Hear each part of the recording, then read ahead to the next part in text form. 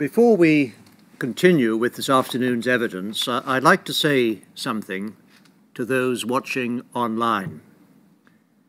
I expect that many of you will have heard about this morning's statement by the Paymaster General, the Right Honourable Penny Mordaunt MP.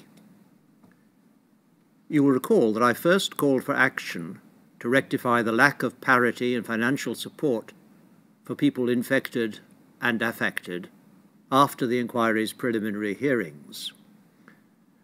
When we started the hearing oral evidence, I felt it was essential to hear from people infected and affected in each nation of the UK, because the impact of treatment with infected blood and blood products was felt in all corners of the UK.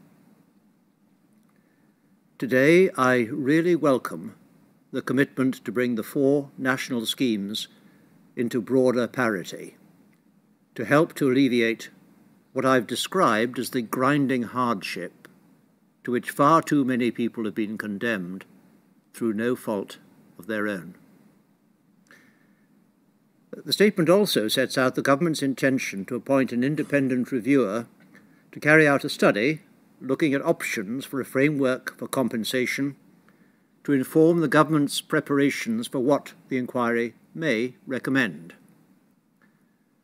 I want to reassure you that this is completely separate from the inquiry, that it does not affect the inquiry's terms of reference, and that we will continue in our investigative work to get to the truth of what happened and, where recommendations are appropriate, to make them. I look forward to the announcement of who the independent reviewer is to be and expect that many of you will take great interest in their work. I anticipate that the inquiry will want to hear from the reviewer once the proposals are published, and that all core participants, will have the opportunity to express their views to me on those proposals.